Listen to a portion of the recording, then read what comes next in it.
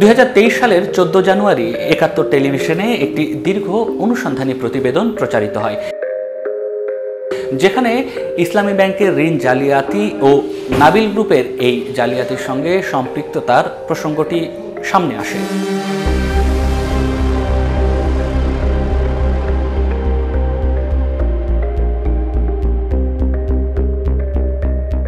সেই রিপোর্টে আমি দেখিয়েছিলাম নাবিল গ্রুপের একজন অফিস সহকারী অর্থাৎ পিয়ন রোকনুজ্জামান মিঠুর নামে 950 কোটি এবং একজন হিসাবরক্ষক শাহজাহান আলীর নামে প্রায় 900 কোটি টাকা ঋণ নেওয়া হয়েছিল। আপনি 950 কোটি টাকা ঋণ নিয়েছেন? হ্যাঁ, দিয়ে কথা একটু গান ফোন দিয়েন, আপনি কাগজ ঠিক আছে কিনা? হ্যাঁ। কোনো উত্তর না দিয়ে দৌড়ে পালান রোকনুজ্জামান মিঠু। এমনিতে উনি ব্যবসাপাতি করেন নাকি সাথে? এর বাইরেও মোটরসাইকেল দোকানের ম্যানেজার সুলতান আহমেদকে দেয়া হয়েছিল 340 কোটি টাকা। এই ঋণের তথ্য সুলতান আহমেদ জানেনই না। কোনো আমি ব্যবসাও করি না বা কোনো কিছু ইয়া করি না, কোনো লোনও নাই আমার। তাহলে আপনার নামে লোন উঠবে কীভাবে?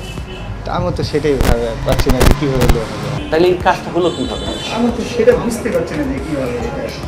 সামান্য বেতনে চাকরি করা এসব মানুষের নামে ঋণ নিয়ে নাবিল গ্রুপ তা পুরোটাই লোপাট করে ফেলেছে এবং নাবিল গ্রুপের এমডি সরাসরি তা অস্বীকারও করেছেন। অর্থাৎ টাকা মেরে খেয়ে হাত ধুয়ে ফেলেছেন এমন শব্দ ব্যবহার করলে কি ভুল হবে? ভাই আমি আবারও বলি যে ভাই কে কোথায় থেকে কি নিয়েছে এটা আমার বিষয় না। আপনি দেখেন আমিনুল ইসলাম নামে কোথায় কিছু আছে কিনা নাবিল এমডির নামে, সেটা আমি আপনাকে জবাব দেব। এমন তুগলকি কাণ্ডে হাজার হাজার কোটি টাকা লোপাট হয়েছিল ইসলামী ব্যাংকের স্থানীয় এবং উচ্চ পদস্থ কর্মকর্তাদের যোগসাজশে। সেটা আপনি head office DC sanction head অফিসকে জিজ্ঞেস করবেন।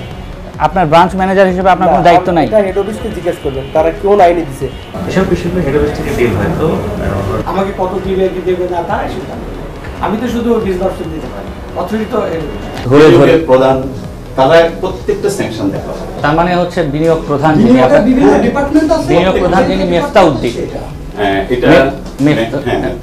মিফতাউদ্দিন সহ ঋণ জালিয়াতির সাথে যেসব কর্মকর্তারা সরাসরি যুক্ত ছিলেন তাদের বিরুদ্ধে কোনো ব্যবস্থাই নেয়নি ইসলামী ব্যাংক। কারণ বর্তমানে চট্টগ্রাম ভিত্তিক যে শিল্প গ্রুপটি ব্যাংকটি চালাচ্ছে তাদের আশীর্বাদ পুষ্ট তারা।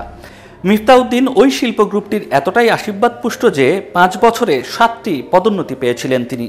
এমন আরও কয়েকজন আছেন সেই তালিকায়।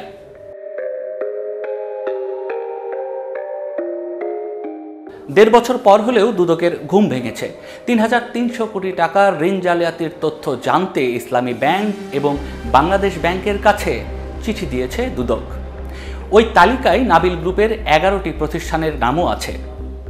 কিন্তু বলে রাখা ভালো, নাবিল গ্রুপের যে 11টি প্রতিষ্ঠান রয়েছে সেই প্রতিষ্ঠানগুলো ঋণ জালিয়াতি করেছে কিনা এমন তথ্য কিন্তু এখনো নিশ্চিত নয়। হয়তো দুদকের কাছে অভিযোগ থাকতে পারে। দুর্নীতি দমন কমিশন থেকে একটি 3 সদস্য বিশিষ্ট